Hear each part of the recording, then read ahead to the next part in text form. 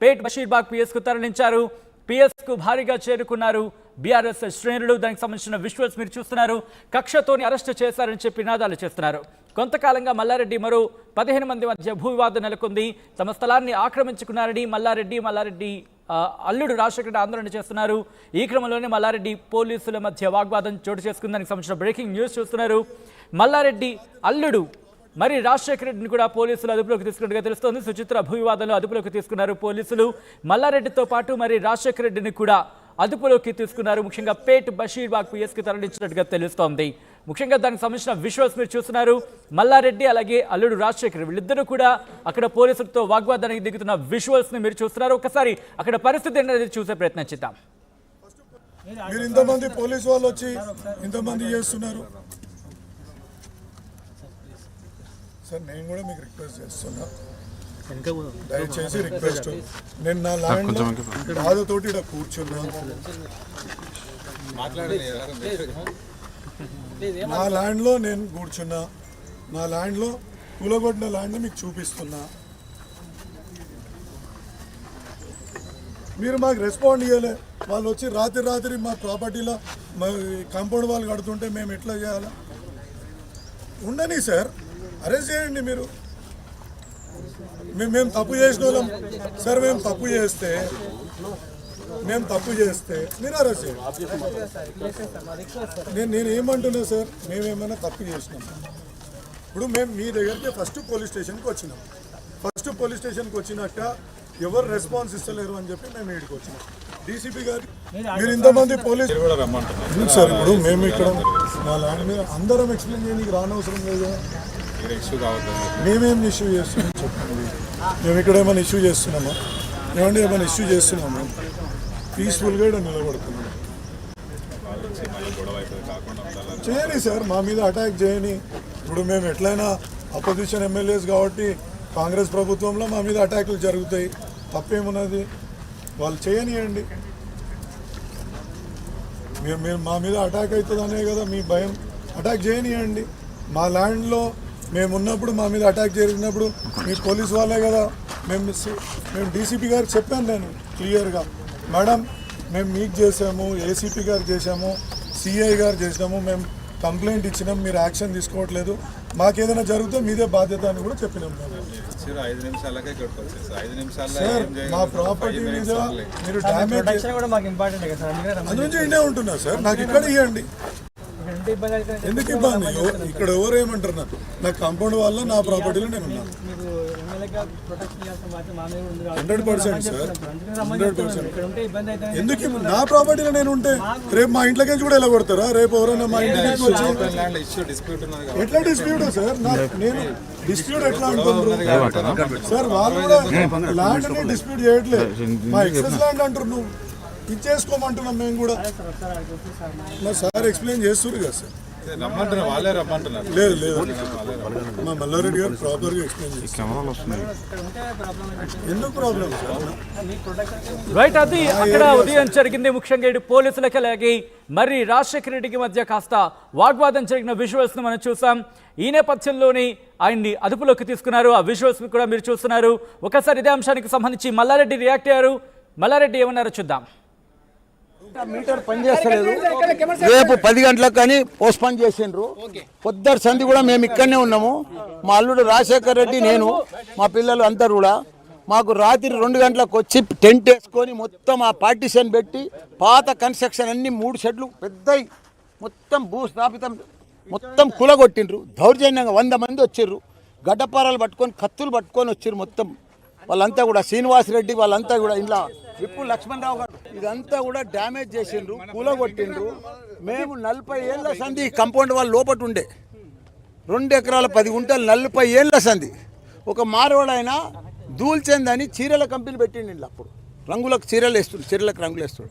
ఆ కంపెనీ నడిపిస్తుంటే ఆయన తానే మేము 14 ఏళ్ళ కింద మేము కొన్నాం, నేను మా అల్లుడు కొంటే అప్పటి సంది అట్లనే కంపౌండ్ వాళ్ళు ఉంది. మీరు గేట్ చూడండి, కంపౌండ్ వాళ్ళు చూడండి, మొత్తం చూడండి. ఇది దాన్ని ఇప్పుడు వచ్చి మాకు ఇంట్లో 4000 గజాలు ఉందని చెప్పి దౌర్జన్యం చేసి సుధామాస్ ఉంటే ఆయనది 4 ఎకరాలు 24 గుంటలు. ఆయన ల్యాండే గవర్నమెంట్ ల్యాండ్. ఆ ల్యాండ్ కూడా ఇక గవర్నమెంట్లో వెళ్ళిపోయింది. మిలిటరీలో వెళ్ళిపోయింది ఆ భూమి అంతా. ఆయన డాక్యుమెంట్ చూడమన్నాం, రికార్డు చూడమన్నాం. ఇంట్లో ఏం చేసిండు ఆయన 9 మందికి 4,000 గజాలు ఇళ్ళకి రిజిస్టర్ చేసిండు. ఆ సేమ్ సర్వే నెంబర్, ఇది సర్వే నెంబర్ మొత్తం 17 ఎకరాలు. ఆయనది 4 ఎకరాలు 26 గుంటలు ఉంటే అది కూడా బోకసే. అదంతా బోకస్ ఉంటే మిలిటరీలకు ఎందుకు చెప్పండి. అది బోకస్ ఉన్నది కాబట్టి మిలిటరీలకు పోయింది. ఇప్పుడు ఆయనకు మేము ఏసీపీ గారికి కూడా చెప్పినాం, ఆయన డాక్యుమెంట్ తెమ్మన్నాం, వెరిఫై చేయమన్నాం, మా డాక్యుమెంట్స్ ఇప్పించినాం, మా భూమి ఇప్పించినాం, 30 ఏప్రిల్లో కొన్నాం, లింక్ డాక్యుమెంట్స్ ఇచ్చినాం, అన్నీ ఇచ్చినాం. ఇప్పుడు కూలగొట్టిన దానికి ఏం చర్య తీసుకుంటలేరు, వాళ్ళు సపోర్ట్ చేస్తలేరు. నేనే చెప్పిన ఇప్పటికే సర్వే చెప్పిండ్రి, మాకు ఇది అయిపోతుందంటే పాపం ఆ ఏసీపీ గారు సర్వేకి ఇమీడియట్గా కలెక్టర్కి ఫోన్ చేసిండు, ఎంఆర్ఓకి ఫోన్ చేసిండు. సర్వే కూడా మీటర్ తీసుకొని డిజిటల్ మీటర్ తీసుకొని వచ్చిండ్రు. పాపం వర్షంలో సగం చేసిండ్రు, వర్షంలో వాళ్ళు అనుకూలించలేదు. ఇప్పుడు రేపు పొద్దుగాల 10 గంటలకు తప్పకుండా సర్వే చేస్తారు. అది నీళ్లు పాలు. ఎందుకంటే 40 ఏళ్ళ కింది సంది ఉన్నది. అది మేము కబ్జా పెట్టేటోళ్ళమా? మేము ల్యాండ్ లార్డ్స్మయ్యా. ఒక గుంట కూడా ఒకటి కబ్జా పెట్టాం, డబ్బులు ఇచ్చి కొన్నాం. కానీ ఎంత దౌర్జన్యం వాళ్ళు. అంత లక్ష్మణ్ ఉన్నాడు విప్పు, ఆయన ఇంట్లో 10 మాటలు వచ్చిండు నా దగ్గరికి, ఏదైనా కాంప్రమైజ్ చేసుకోండి, నేనైనా కొలుచుకొని తీసుకోయా నీ భూమి అని చెప్పిన ఏదైనా ఉంటే.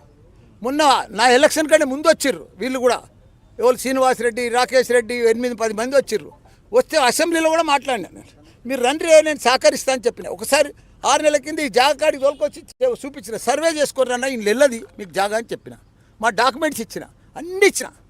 కానీ అయినా ఇంత దౌర్జన్యం రాత్రికి రావాల్సిన అవసరం ఏముంది? నేను సహకరించకపోతే, నేను చెప్పకపోతే, ఎలక్షన్లో తెల్లారే కోడ్ ఉండంగా వచ్చి ఇంత దౌర్జన్యం చేస్తే ఎట్లా? అది పొద్దున పోలీసు వాళ్ళు కూడా మొత్తం వాళ్ళకే సహకరించారు. మా డాక్యుమెంట్స్ ఇచ్చి మేము అన్నీ చెప్పినాక అప్పుడు రియలైజ్ అయ్యారు. మాదేమైనా తప్పుంటే తీసుకోమని చెప్పినాం. వాళ్ళు వరంగల్ కరీంనగర్కి వెళ్ళి వచ్చి ఈడ కబ్జాకు దైల్వాన్లు దాదాలు వచ్చిరంటే ఏంది? ఇది 2 ఎమ్మెల్యేల జాగాలు కబ్జా పెడతాందుకు వచ్చిరంటే ఏంది? అది పట్టబగలు రాత్రి పగలు ఓ రౌడీలను తీసుకొని వచ్చిరంటే ఎంత దౌర్జన్యం చెప్పండి మీరు తెలంగాణలో. పోనీ వాళ్ళ భూమి అయితే వాళ్ళకే ఉంటుంది కదా, మా కంపౌండ్ వాళ్ళు ఉన్నాక, గేట్లు ఉన్నాక, సీసీ కెమెరాలు అన్నీ తీసేసి చేసిరంటే బాధ అనిపిస్తుంది అంతే. బస్ నాకు కూడా అర్థం అయితే లేదా, నాకు కూడా వాళ్ళేనా ఎంత, లేకపోతే ఇంత పోలీసు ఎంత మద్దతు ఇస్తుంది ఉంటుంది కదా, ఉంటుంది. ప్రభుత్వం మా పడిపోయింది ఉంటుంది కదా, ఇక పగలు దుష్వాలు అన్నీ ఉంటాయి. వాళ్ళంతా ఇప్పుడు కొత్తగా తయారయ్యారు. ఇప్పుడు వాళ్ళు చెరువుల దగ్గర అని చెప్పేసి మీ పేరు ఎక్కువగా చూడు. ఒకటి మీకు మీడియా ద్వారా అందరికి కూడా చెప్తున్నా, దయచేసి నేను ఎప్పుడు చెరువు కబ్జా చెయ్యా, ల్యాండ్ కబ్జా చెయ్యా, ఏ కబ్జా చెయ్యా. భగవంతుడు నాకు బ్యాంక్ బ్యాలెన్స్ ఇచ్చిండు, మంచి 800 ఎకరాల భూమి ఇచ్చిండు నాకు, మంచి కాలేజీలు కట్టినా, మంచి విద్యార్థులను ఇంజనీరింగ్ విద్యార్థులను తయారు చేస్తున్నా, వరల్డ్ క్లాస్ డాక్టర్లను తయారు చేస్తున్నా, మేనేజ్మెంట్ స్టూడెంట్లను తయారు చేస్తున్నా. నేను ఎప్పుడు తప్పు చెయ్యా, నా మీద కావాలని అపగండిస్తుంది. ఇప్పుడు మీరే చూస్తున్నారు, 40 ఏళ్ళ కింద సంది ఉన్నది, 14 ఏళ్ళ సంది కింద కొన్నా, ఇప్పటిదాకా ఎవరు రాలే. ఇప్పుడంతా దౌర్జన్యం చేయవలసిన అవసరం ఏముంది? నేను అన్న సర్వే చేసి తీసుకోమని చెప్తున్నా. ఇప్పుడు కూడా నా డాక్యుమెంట్స్ ఇచ్చేసిన, అన్ని ప్రొడ్యూస్ చేసిన, వాళ్ళ డాక్యుమెంట్స్ ఇస్తలేరు వాళ్ళు. చేయమని ఏం చేయాలి? మళ్ళీ నన్నే బయటికి పోతామన్నారు, నన్నే బయటికి పోమంటారు. ఇస్తా అన్నారు, మళ్ళీ ఇవ్వలే. ఇప్పుడు పోలీస్ స్టేషన్లో రాసిర్రు, ఇస్తా అన్నారు. ఏమన్నా అరెస్ట్ చేస్తారా చేయమన్నా, మేమేం తప్పున చేయమని చెప్పిన, ఏదంటే అది రెడీ ఉన్నది. మేము ఫిర్యాదు పొద్దున్నే కంప్లైంట్ ఇచ్చినాం, మాకు 8:30 తెలిసింది. నేను మా అల్లుడు పోలీస్ స్టేషన్ పోయినాం, వీడికి అంతా పెద్ద రౌడీలు ఉన్నారని. ఆడికి పోయి వాళ్ళకి చెప్తే ఎస్ఐ ఉండే, ఆయనకు చెప్తే అప్పుడు ఆయన వచ్చిండు, అందరం వచ్చినాం, లోపలికి పోయినాం, చూస్తే అంతా కూలిపోయి. కానీ అవతల వర్గము మల్లారెడ్డి నాట్ టు ఇంటర్ఫియర్ పొజిషన్లో అనే ఆర్డర్ మా దగ్గర ఉంది కోర్టు నుండి అని చూపిమను. ఒకటి మంచి మాట అడిగిన, పోలీస్ స్టేషన్ పో, నీకు నాట్ ఇంటర్ఫియర్ ఉంది, నా జాగాకి ఆయనకు ఆర్డర్ వచ్చింది, పోలీస్ ఫోర్స్ తీసుకుంటా. నేను కాదంటున్నా, నేను ఇప్పుడు సర్వేకి పెట్టే కదా, అది ఆర్డర్ ఉంటే పోలీస్, నువ్వు రైట్ దొంగతనం ఎందుకు వచ్చినావు రాత్రి 2 గంటలకు చెప్పు, నాకు ఎందుకు వచ్చినావు చెప్పు. ఏ రోజు ఆయన ఒప్పుకున్నాడా? నాకు ఆయన వచ్చినప్పుడు గతంలో బీఆర్ఎస్ ప్రభుత్వం ఉన్నప్పుడు మీరు బెదిరింపులకు పాల్పడ్డారని ఆరోపణలు కూడా చేస్తున్నారు. నేను ఎప్పుడైనా బెదిరిస్తున్నా ఎవరన్నా? నా సంగతి నీకు దిగలేదా? నేను బెదిరించే మనిషిన, ప్రేమ తప్ప ఇంకోటి లేదు భయ. నా మీటర్ పనిచేస్తలేదు, రేపు 10 గంటలకు కానీ పోస్ట్పోన్ చేసిండ్రు. పొద్దుటి సంధి కూడా మేము ఇక్కడనే ఉన్నాము, మా అల్లుడు రాజశేఖర్ రెడ్డి ఇదే అంశానికి సంబంధించి మల్లారెడ్డి అల్లుడు మరి రాజశేఖర్ రియాక్ట్ అయ్యారు. వార్తతో మాట్లాడుతూ ఆయన ఏమన్నారో చూద్దాం ఇప్పుడు.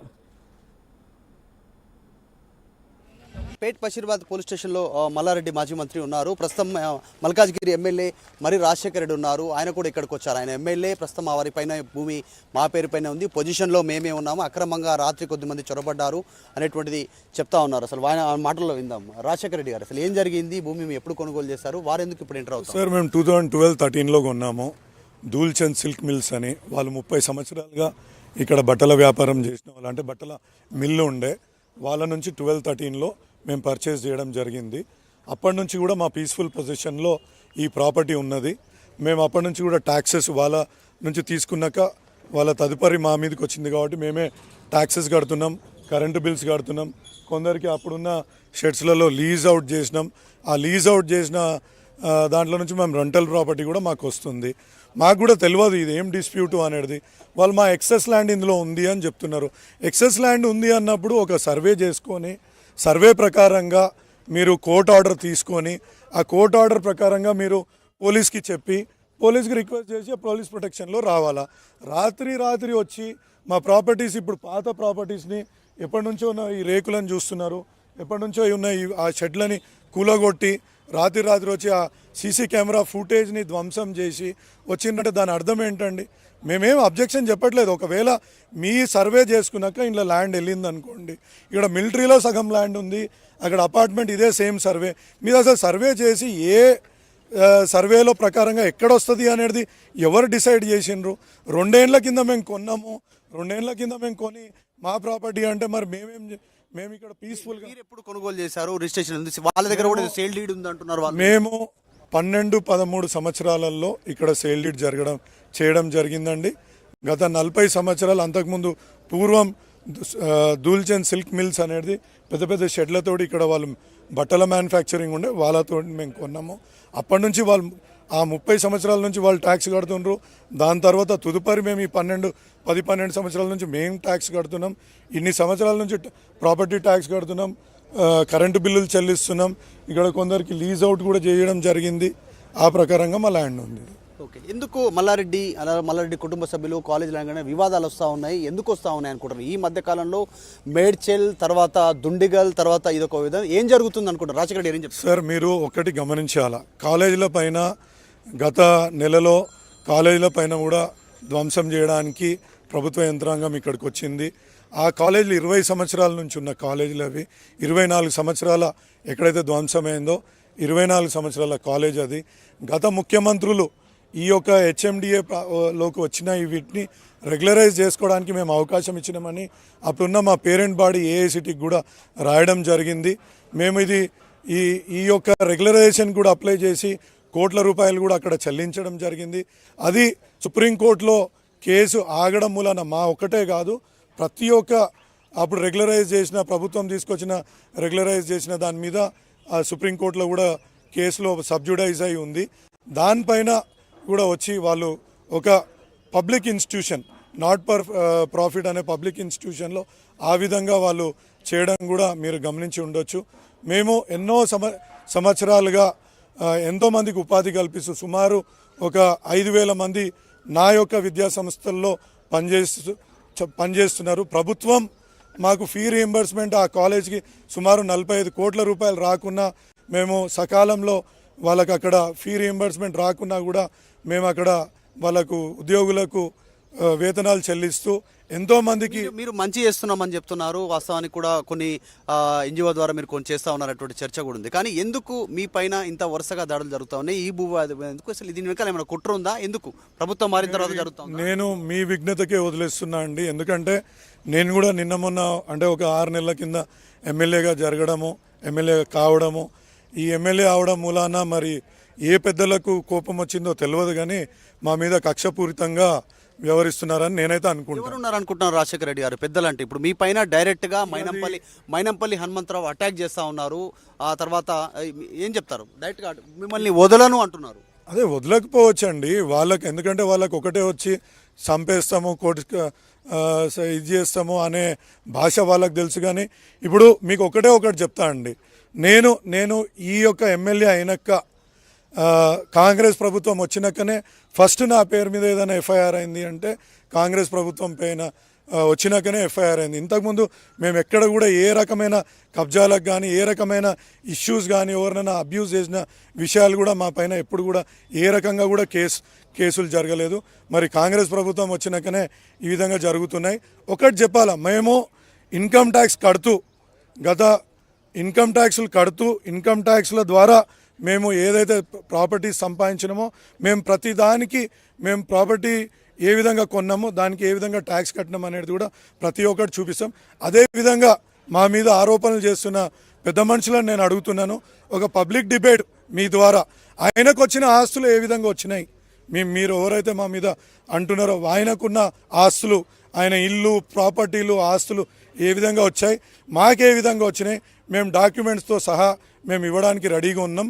వాళ్ళని కూడా రమ్మనండి, మా మీద ఆరోపణలు చేస్తున్న వాళ్ళని కూడా వాళ్ళ డాక్యుమెంట్లు కూడా తీసుకొని వచ్చి ఒక మీ ఛానల్ మీడియా మిత్రుల సమక్షంలో ఒక డిబేట్ పెట్టుకుందాం. అంటే మీరు అనుకుంటున్నారా మీ ఫ్యామిలీ ప్రభుత్వం మారిన తర్వాత టార్గెట్ గురవుతా ఉందని? అసలు యాక్చువల్గా భద్రారెడ్డి పోటీలో ఉంటారు అని చెప్పేసి మల్లారెడ్డి అన్నారు, పోటీలో కూడా లేకుండా ఈసారి ఉన్నారు. సో తర్వాత ప్రభుత్వం మారిన తర్వాత, అంతకుముందు గతంలో మీరు ప్రభుత్వంలో అధికారంలో ఉన్నప్పుడు మల్లారెడ్డి మంత్రిగా ఉన్నప్పుడు రేవంత్ రెడ్డి పైన, అప్పుడు పిసిసి ప్రెసిడెంట్ ఇప్పుడు ఆయన ముఖ్యమంత్రి, ఆయన పైన చేసిన వ్యాఖ్యలు కొంచెం ఛాలెంజ్లు ఇవి కారణాలు అనుకుంటున్నారా? ఇదే కక్షపూరితం. ఇప్పుడు రాజకీయంగా అనేక మంది ఇప్పుడు రేవంత్ రెడ్డి గారు మల్లారెడ్డి గారిని తిట్టడం జరిగింది, తొక్కేస్తా అది చేసేస్తా ఇది చేస్తా అనే వ్యాఖ్యలు ఆయన చేయడం జరిగింది. ఆయన చేసిన తర్వాత మల్లారెడ్డి గారు రియాక్ట్ కావడం జరిగింది. రాజకీయంగా ఇవి మేము కామన్ అనుకుంటాం. దాన్ని పట్టుకొని ఇక్కడ పర్సనల్గా ఎజెండాగా, ఎందుకంటే కాంగ్రెస్ ప్రభుత్వం వచ్చినాకనే మా మీద అయితే ఈ విధంగా దాడులు జరుగుతున్నాయి, మీరే చూస్తున్నారు. ఇంతకుముందు మేము ఎక్కడ కూడా ఏ రకమైన డిస్ప్యూట్స్ చేయలే, ఎవరి మీద మేము కేసులు పెట్టిన సందర్భం లేదు, మా మీద ఒకరు కేసులు పెట్టిన సందర్భం కూడా లేదు. ఓకే, ఏం చెప్పాలనుకుంటున్నారు ఓవరాల్గా ఇప్పుడు రాష్ట్ర ప్రభుత్వం కానీ పోలీసులకు కానీ? ఇప్పుడు మీది మీ పొజిషన్లో ఉందని మీరు చెప్తా ఉన్నారు, అసలు మీరు ఏం కోరుకుంటున్నారు? అసలు ఈ వివాదానికి మీరు ట్రాన్స్పరెన్సీగా పారదర్శకంగా మీరు చట్ట ప్రకారంగా మీరు ఏ చర్యలు తీసుకుంటారో చర్యలు చేపట్టండి. ఇట్లా రాత్రిల పూట వచ్చి కూలగొడుతున్నాము అని చెప్పేసి నా బిల్డింగ్ని, కాలేజ్ బిల్డింగ్ని కూడా కోర్టుకి పోయి కోర్టు నుంచి ఆర్డర్ తెచ్చుకుంటే మాకు ఆర్డర్ వచ్చేదాకా కూడా మేము ఆగము అనే విధంగా ప్రవర్తిస్తుంటే ఇక మేము ఎవరికి ఏం చెప్పాలనో మాకైతే అర్థం అవ్వట్లేదు. మా మీద ఇంత కక్ష ఎందుకు?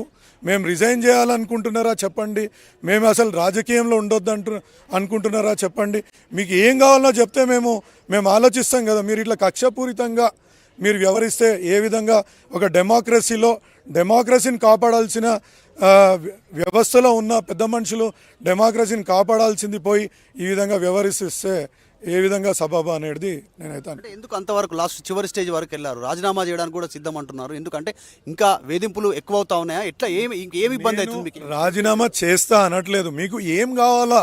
మేము రాజీనామా చేస్తేనే మీ కళ్ళు చల్లారుతాయా, లేకపోతే రాజకీయాల నుంచి తప్పుకుంటేనే మీ కళ్ళు చల్లారుతాయా అనేది ప్రశ్నిస్తున్నా. ఇక్కడ అంటే రాజకీయాల్లో ప్రత్యర్థులు ఉండకూడదా అనేది చెప్పబోతున్నా ఇక్కడ. అంటే ఒక డెమోక్రటిక్ ప్రాసెస్లో ఒక ఇద్దరు ఎమ్మెల్యేలకు సంబంధించిన ప్రాపర్టీలో ఎవరైనా రాత్రి ప్రవేశించి సీసీ ఫుటేజ్ని కట్ చేసి మళ్ళీ ఇక్కడ ఉన్న ప్రాపర్టీని ధ్వంసం చేస్తే కూడా ఎవరు కూడా పోలీసు వాళ్ళు కూడా చూస్తూ మా మీదనే ఇక్కడ నుంచి మీరు మా సొంత ప్రాపర్టీల నుంచి ట్రెస్ పాసెస్ని ఏమనకుండా మా సొంత ప్రాపర్టీ నుంచే వెళ్ళగొట్టడానికి ప్రయత్నం చేస్తుంటే ఏ విధంగా ఉంటుందో మీరు ఒకసారి ఆలోచించాలి. మొత్తం 2 ఎకరాల 30 గుంటలు ఉందంటున్నారు మీ క్లెయిమ్? మాది 1 ఎకరా 27 గుంటలు 82 సర్వే నెంబర్లో ఉందండి. సుమారు 2500 నుంచి 500 గజాలు మేము హెచ్ఎండిఏ ప్లాట్లు కొనుక్కొని, అప్పుడు మేం కాదు ఈ కాంపౌండ్ వాల్ పెట్టింది కూడా ఆ దూల్చంద్ సిల్క్ మిల్స్ వాళ్ళే పెట్టినరు. లాస్ట్ టైం కూడా ఈ కాంపౌండ్ వాల్ కూలగొడితే వాళ్ళ మీద 2 నెలల కింద పోలీస్ వాళ్ళకు కూడా కంప్లైంట్ ఇవ్వడం జరిగింది, ఎఫ్ఐఆర్ కూడా రిజిస్టర్ చేసిండ్రు.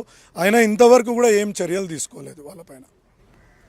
ఇది భూ వివాదానికి సంబంధించినటువంటి రాత్రి భూమి లోపలికి వచ్చారు, గోడ దూకి సీసీటీవీ కేబుల్స్ కట్ చేసి లోపలికి వచ్చి అక్రమంగా ఫెన్సింగ్ వేసే ప్రయత్నం చేశారు అనేటువంటిది. ఎందుకంటే ఇద్దరు ఎమ్మెల్యేలు మేడ్చల్ నుంచి మల్లారెడ్డి, తర్వాత మల్కాజ్గిరి నుంచి మరి రాజశేఖర్ రెడ్డి, ఇద్దరు ఎమ్మెల్యేలకు సంబంధించినటువంటి భూమిలోనే ఈ అర్ధరాత్రి ఈ రకంగా చర్యలు ఈ రకంగా జరుగుతూ ఉంటే ప్రభుత్వ పెద్దలు ఏం చేస్తున్నారు అనేటువంటి ఒక క్వశ్చన్ అయితే రైజ్ చేస్తూ ఉంది. భారీగా పోలీసు బలగాలు ఉన్నాయి. మెయిన్ రోడ్ నుంచి ఇక్కడ వరకు లోపలికి ఎవరిని రానివ్వట్లేదు. ప్రస్తుతం మల్లారెడ్డి పేట్ బషీరాబాద్ పోలీస్ స్టేషన్లో ఉన్నారు. ఆయన లోపలే ఉన్నారు. ప్రత్యర్థులను కూడా మల్లారెడ్డి 2 సంవత్సరాల క్రితం మా పేరు పైన ల్యాండ్ అయిందనే సేల్ డీడ్ అయింది అనేటువంటిది కొద్దిమంది శ్రీనివాస్ రెడ్డి, బషీర్ అనేటువంటి వ్యక్తులు ఇక్కడికి ట్రెస్పాస్ చేశారు. రాత్రి గోడ దూకి సీసీటీవీ కట్ చేసి లోపలికి వచ్చారు. సెక్యూరిటీ గార్డ్స్ కొట్టారు, ఫోన్లు గుంజుకున్నారు అనేటువంటిది వీళ్ళు క్లెయిమ్ చేస్తూ ఉన్నారు. ప్రస్తుతం అయితే పోలీసులు దీనిపైన దృష్టి పెట్టారు. యాక్చువల్గా ఇది సివిల్ మ్యాటర్ అయినప్పటికీ కూడా ఆ లా అండ్ ఆర్డర్ మ్యాటర్ కిందకి వచ్చింది ఓవరాల్గా. ఎందుకంటే ఒకరిపైన ఒకరు దాడులు చేసుకోవడం, సెల్ ఫోన్లు గుడ్ చేయడం, లోపలికి దూసుకొని రావడము, తర్వాత ట్రెస్పాసెస్ అంటే కొత్తగా ల్యాండ్ మధ్యలో ఐరన్ గ్రిల్స్తో రేకుల షీట్స్తో మధ్యలో ఒక డివైడ్ చేసేటువంటి ప్రయత్నం చేశారనేటువంటిది కంప్లైంట్ చేస్తూ ఉన్నారు. సో ఓవరాల్గా ఇది కంప్లైంట్. మల్లారెడ్డి మాత్రం పేట్ బషీర్బాద్ పోలీస్ స్టేషన్లో ప్రస్తుతం ఆయన లోపల ఉన్నారు. మరి రాజశేఖర రెడ్డిని ఇక్కడ నుంచి అక్కడికి తరలించడానికి పోలీసులు ప్రయత్నం చేస్తూ ఉన్నారు. Vote studio. మీరు ఇంతమంది పోలీసు వాళ్ళు వచ్చి ఇంతమంది చేస్తున్నారు.